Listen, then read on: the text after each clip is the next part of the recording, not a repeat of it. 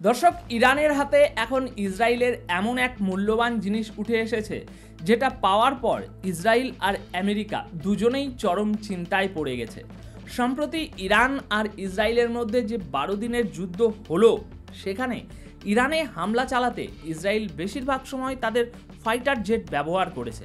তবে শুধু fighter jet নয়, ইরানের ভেতরে অনেকগুলো ড্রোন হামলাও চালানো হয়েছে। দর্শক, ইসরায়েলের কাছে অনেক শক্তিশালী ড্রোন আছে আর তারা নিয়মিত এসব ড্রোন ব্যবহারও করে, কারণ এই ড্রোনগুলো প্রচুর গোলা বারুদ বহন করতে পারে এবং একদম নিখুঁত নির্দিষ্ট লক্ষ্যবস্তুতে আঘাত করতে সক্ষম। আর এই সব ড্রোনের মধ্যেই সবচেয়ে শক্তিশালী একটি ড্রোন হলো অরবিটার 5। ইরানে হামলার জন্য ইসরায়েল এই অরবিটার 5 ড্রোন ব্যবহার করেছিল। তবে এটা তো হওয়ার কথা না যে ইসরায়েলের ড্রোন ইরানে ঢুকে হামলা করবে আর ইরান কিছুই করবে না। ইরান তাদের থামানোর চেষ্টা করেছে, আর সেই চেষ্টার মধ্যেই ইসরায়েলের একটি অরবিটার 5 ড্রোন ইরানের ভেতরে ভেঙে পড়ে। ইরানের ইলেকট্রনিক যুদ্ধ ইউনিট সেই ড্রোনকে নিচে নামিয়ে আনে, আর যখন সেটা মাটিতে পড়ে তখন প্রায় পুরোপুরি ঠিকঠাক অবস্থায় ছিল, শুধু সামনের কিছুটা অংশ ক্ষতিগ্রস্ত হয়, কিন্তু ড্রোনটা মোটামুটি কার্যক্রম অবস্থায় ছিল। যেই মাত্র ড্রোনটা মাটিতে পড়ে, সঙ্গে সঙ্গেই ইরানের সেনাবাহিনী সেটাকে নিজেদের দখলে নিয়ে নেয়। এখন ড্রোনটি একদম ঠিকঠাক অবস্থায় ইরানের হাতে পড়েছে, আর এই ব্যাপারটাই ইসরায়েলের জন্য বড় দুশ্চিন্তার কারণ হয়ে দাঁড়িয়েছে। কারণ ইরানের বিজ্ঞানীরা ইতিমধ্যে সেই ড্রোন খুলে দেখা শুরু করে দিয়েছেন, আর তারা এর কপি তৈরি করার কাজও শুরু করে দিয়েছেন। ইরানের পক্ষ থেকে সেই ড্রোন খুলে দেখার একটি ভিডিও প্রকাশ করা হয়েছে। তাই এখন প্রশ্ন হচ্ছে, ইসরায়েল আর আমেরিকা এতটা টেনশনে কেন? দর্শক, আসলে বিষয়টা হলো, আমেরিকা বা ইসরায়েল যখনই কোনো অস্ত্র তৈরি করে তখন তাতে অত্যন্ত উন্নত ও মারাত্মক প্রযুক্তি ব্যবহার করা হয়, এটা সবাই জানে। আর কোনো দেশ যদি এ ধরনের অস্ত্র যেমন ড্রোন বা অন্য কোনো কিছু তৈরি করে, তাহলে তাদের আন্তর্জাতিক নিয়মকানুনও মানতে হয়, অনেক সময় অনুমতিও নিতে হয়। কিন্তু এই ক্ষেত্রে ব্যাপারটা একদম আলাদা। ইসরায়েলের যে ড্রোনটা ইরানের হাতে পড়েছে, সেটাকে খুলে তার হুবহু কপি বানাতে ইরানকে কোনো নতুন প্রযুক্তি তৈরি করতে হচ্ছে না। অর্থাৎ সহজভাবে বললে, ইরান কোনো আন্তর্জাতিক নিয়ম লঙ্ঘন না করেই সেই ড্রোনের অনুকরণে নিজেরা একটি ড্রোন তৈরি করতে পারছে। আর এতে করে ইসরায়েল এই ড্রোনে কি কি প্রযুক্তি ব্যবহার করেছে তাও এখন ইরানের কাছে পরিষ্কার হয়ে যাচ্ছে। একই প্রযুক্তি ব্যবহার করে কিংবা তার সঙ্গে ইরান যদি একটু নতুন প্রযুক্তি যোগ করে, তাহলে তারা এর থেকেও বেশি শক্তিশালী আরও ভয়ঙ্কর ড্রোন তৈরি করতে সক্ষম হবে। ইরান যে ড্রোন তৈরি করছে সেটা তারা রিভার্স ইঞ্জিনিয়ারিং পদ্ধতিতে করছে। দর্শক, রিভার্স ইঞ্জিনিয়ারিং মানে হলো কোনো জিনিস খুলে তার মতো কিংবা তার কাছাকাছি ধরনের একটা জিনিস তৈরি করে ফেলা।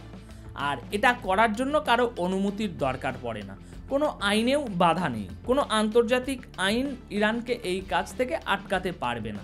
তাই এখন আসল কথা হলো, ইরানের হাতে ইসরায়েলের এক বিশাল সম্পদ এসে পড়েছে।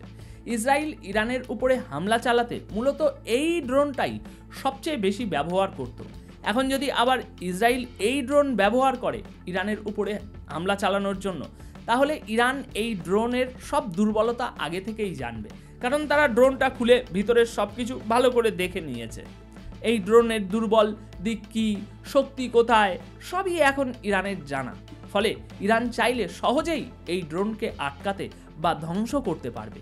আর শুধু তাই নয়, ইরান যেহেতু এই ড্রোনের হুবহু কপি তৈরি করেছে, সেই কপি ব্যবহার করেও তারা ইসরায়েলের উপরে পাল্টা হামলা চালাতে পারবে। আর ঠিক এই কারণেই ইসরায়েল এখন চরম দুশ্চিন্তায় পড়ে গেছে। এখন চলুন আপনাদের এই ড্রোনের ক্ষমতা সম্পর্কে একটু জানিয়ে দিই। দর্শক, এই ড্রোন একবার আকাশে ছাড়লে 25 ঘন্টা টানা উঠতে পারে। এটি প্রায় 75 কেজি ওজন নিয়ে টেক অফ করতে সক্ষম। বর্তমানে এই অরবিটার 5 ড্রোনকে ইসরায়েলের সবচেয়ে শক্তিশালী ড্রোন হিসাবে ধরা হয়, আর এই ড্রোনটাই এখন ইরানের হাতে এসে পড়েছে। এরপর পরবর্তী যে খবরটি আপনাদের জন্য এনেছি, দর্শক, ইরানের এলিট বাহিনী আর IRGC গতকাল এক বিবৃতিতে জানিয়েছে, সম্প্রতি 12 দিনের যে যুদ্ধ হলো, সেখানে তারা যেসব ক্ষেপণাস্ত্র ব্যবহার করেছে সেগুলো তাদের মিসাইল সিটির ক্ষেপণাস্ত্র ছিল না। আপনারা অনেকেই জানেন ইরান অনেকগুলো আন্ডারগ্রাউন্ড মিসাইল সিটি তৈরি করে রেখেছে, যেখানে হাজার হাজার ক্ষেপণাস্ত্র মজুত আছে। আইআরজিসি বলছে, আমরা আমাদের সেই মিসাইল সিটি থেকে কোনো ক্ষেপণাস্ত্র ব্যবহারই করিনি, বরং মিসাইল সিটির বাইরে যে ক্ষেপণাস্ত্রগুলো রাখা ছিল সেগুলোর মাত্র 25% ব্যবহার করেছি ইসরায়েলের উপরে হামলা চালাতে। দর্শক, এই তথ্য থেকেই আপনারা একটা আন্দাজ করতে পারেন ইরানের কাছে ঠিক কত পরিমাণে ক্ষেপণাস্ত্র মজুত আছে। কারণ মিসাইল সিটি এখনও সম্পূর্ণ অক্ষত অবস্থায় আছে। বাইরে যেসব ক্ষেপণাস্ত্র ছিল সেগুলোরও মাত্র 1/4 ব্যবহার হয়েছে।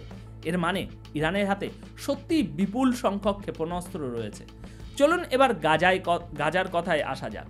দর্শক, এই মুহূর্তে গাজার ভিতরে ইসরায়েলের হামলা অব্যাহত রয়েছে। প্রতিদিনই সেখানে শত শত মানুষ মারা যাচ্ছেন। এমন জায়গাগুলোতে হামলা চালানো হচ্ছে যেখানে খাবার বিতরণ করা হয়, প্রয়োজনীয় জিনিসপত্র দেয়া হয়, সেই জায়গাগুলোতেও গুলি চলছে আর সাধারণ মানুষ প্রাণ হারাচ্ছে। জাতিসংঘের মহাসচিব অ্যান্তনিও গুতেরেস বলছেন, গাজায় এখন পরিস্থিতি এতটাই ভয়াবহ হয়ে উঠেছে যে জীবন বাঁচানোর শেষ আশাগুলো, যেমন ওষুধ, খাবার, পানি আর চিকিৎসা, এগুলো প্রায় শেষ হয়ে গেছে। পরিস্থিতি এখন এতটাই খারাপ যে এটা মানবতার জন্য সরাসরি এক বিপদ। আর জাতিসংঘের মতো সংস্থার প্রধান যখন কথা বলছেন, তখন বুঝতেই পারছেন আসলেই অবস্থা কতটা ভয়ানক। সবাই জানে গাজার ভিতরে কি হচ্ছে, কিন্তু দুঃখজনক বিষয় হলো এমন কোনো সংস্থা বা শক্তি নেই যারা ইসরায়েল বা আমেরিকার বিরুদ্ধে গিয়ে কোনো কার্যকর পদক্ষেপ নিতে পারে। তাই এখান থেকেই একটা কথা পরিষ্কার বোঝা যায়, এই বিশ্বের সব সংস্থা, সব আদালত আসলে এদের ইসরায়েল আমেরিকার অধীনেই কাজ করে। জাতিসংঘের আরেকটি সংস্থা UNRWA বলছে, গাজার ভিতরে এখন যে সামান্য জ্বালানি, ডিজেল ইত্যাদি আছে, সেটাই একমাত্র জীবন রক্ষাকারী উপায়। কারণ এই জ্বালানিতেই চলছে ব্যাটারি, হাসপাতালের জেনারেটর, জল তোলার পাম্প সহ সমস্ত কিছু। আর এই জ্বালানি যদি একেবারে বন্ধ করে দেওয়া হয়, তাহলে গাজায় এক ভয়াবহ জরুরি অবস্থা তৈরি হবে।